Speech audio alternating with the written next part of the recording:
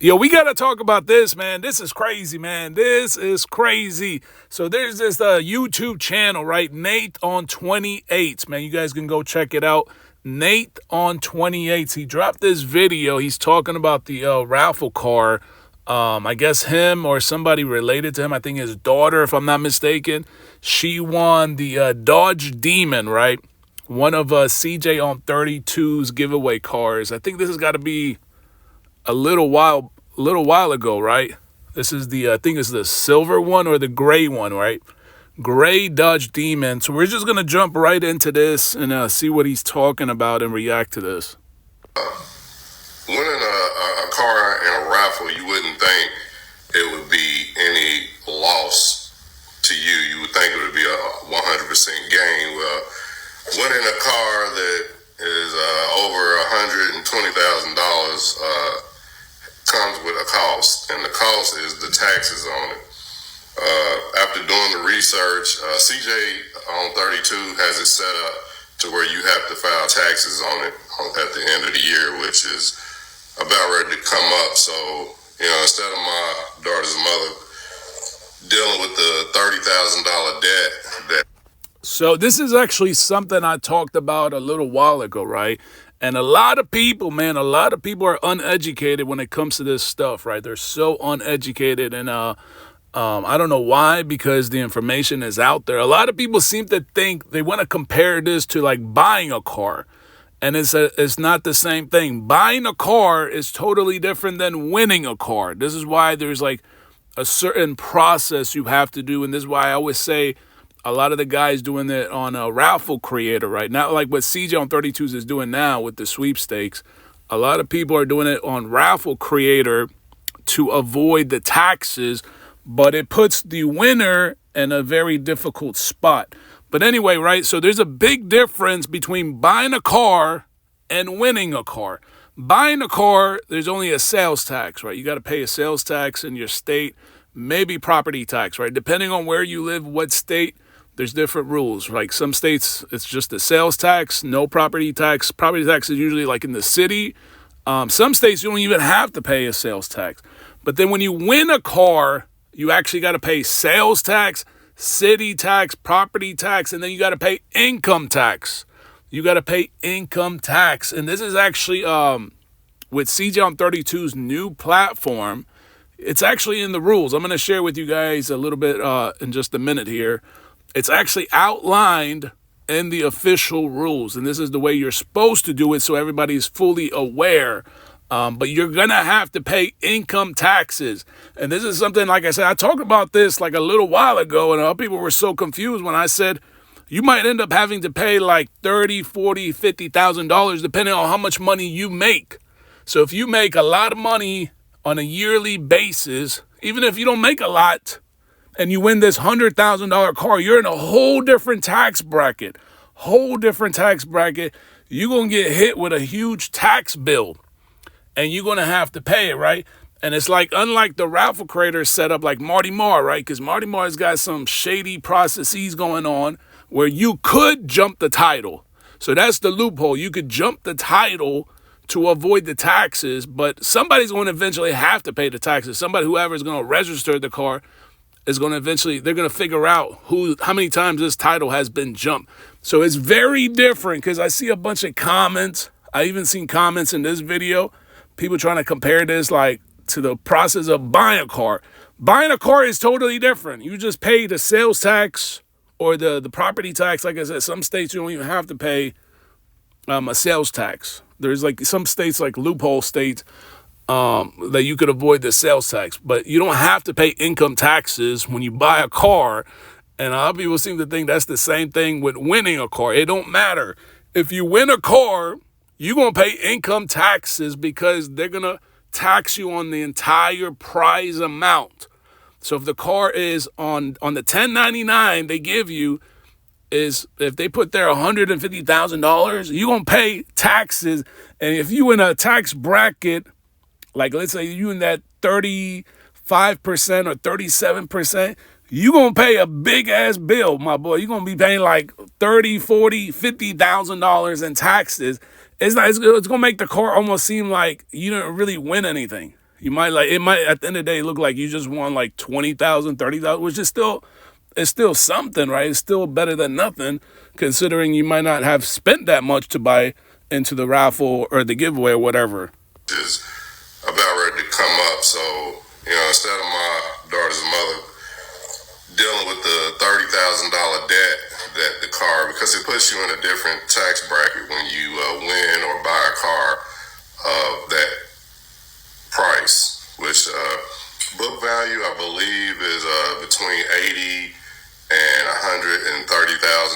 Either way, the taxes on it ended up being roughly about $30,000. So instead of her having to come out of pocket and pay those taxes back on that car, it only made sense for her to want to sell the car. She did want to sell it. It's a nice car.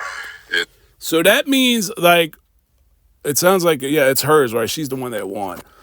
So she must be in a very high tax bracket. Like I said, it really don't matter because you could be making like if she made $10,000 a year and then she wins this car, which is worth 130. Now your combined income is like 140. So you're definitely going to be in that 37% or 35% tax bracket. So you're going to be paying more than 30,000. More than 30,000. That's just the federal side. You're going to have to pay the state side.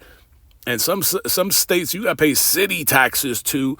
So a lot of people seem to think, I don't know why they compare this to the process of buying a car. It has nothing to do with buying a car. Think of it like a salary, right? Winning this car is almost like you're getting paid $100,000 a year or $140,000 a year, right? When you get your check, right, every week, every 2 weeks, once a month or whatever, they deduct that federal tax and that state tax. This is kind of the same shit, all right, except they take it out all at once. So at the end of the year, you're going to get hit with that $30,000-$40,000 tax bill, and it's going to hurt. It's definitely going to hurt because if you sold the car like during the year and you spent half of that money on vacation or whatever you were doing, and then you get surprised with that $40,000 tax bill, it's going to hit hard. It's tight as hell. It came with them rims on it. We took the Forgiato, the 24-inch Forgiato rims off because CJ does give you the sock wheels that come with it. And doing research and putting it online and in auctions, which is what she's finally ended up doing, which it sells quicker in auction. Aftermarket rims depreciates the value of a car like that. So it only suited us to have to.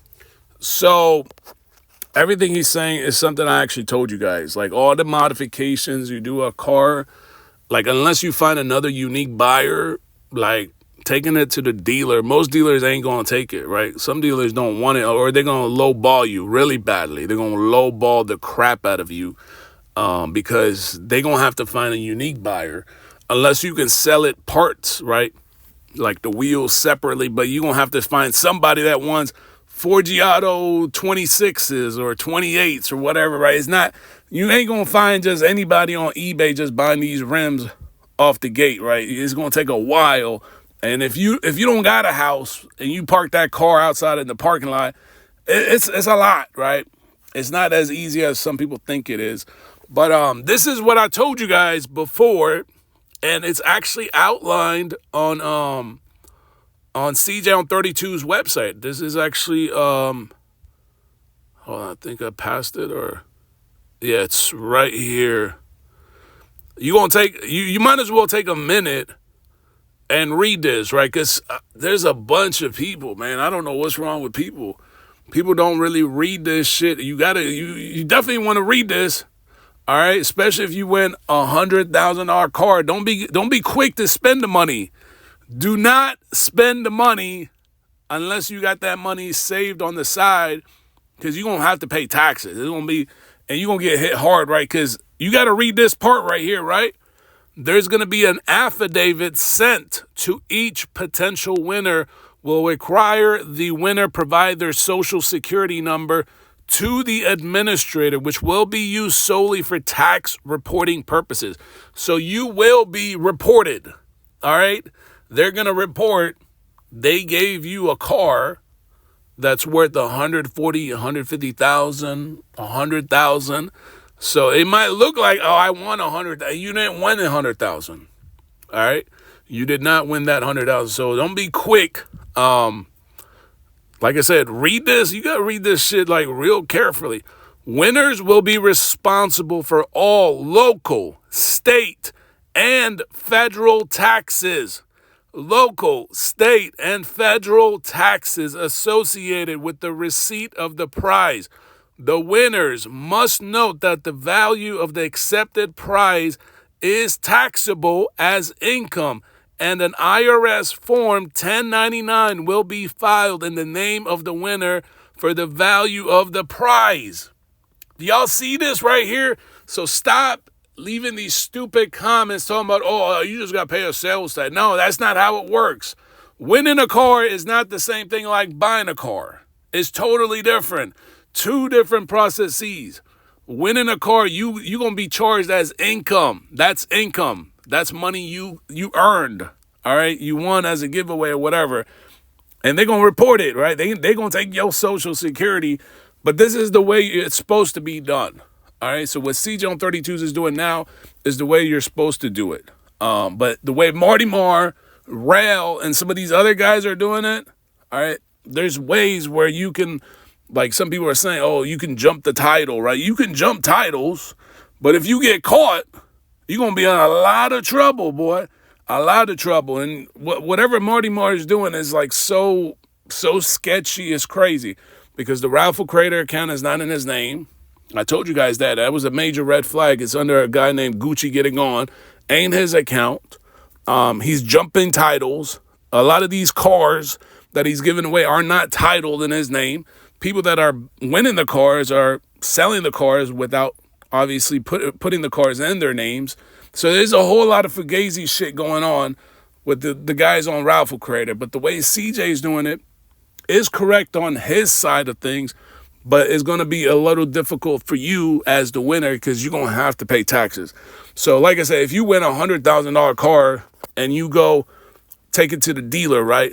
The dealer ain't going to give you $100,000, all right, unless they have a demand for that car or a unique buyer for it. They might give you $80,000. They might lowball you, give you $80,000. So now you have $80,000, but you got to pay taxes, federal taxes on the $100,000. So that's going to be like it could be $25,000, it could be $30,000, but you just sold the car and got 80. So you lost 20 right off the bat, right? So now you have 80. Then you got to subtract another possible 30,000. So now you're left with 50,000. So 50,000 is still a lot of money. Don't get me wrong. It's still a lot of money. It's a good chunk of change. But that's not how people are going about it, right? They're going out there spending the money. All right. They might end up spending half of it, not realizing they're going to have to pay 30 at the end of the year. So that's kind of like it's something that you got to watch out for. But we'll drop another part 2 to react to the rest of this video. But get in the comments, man. This is crazy.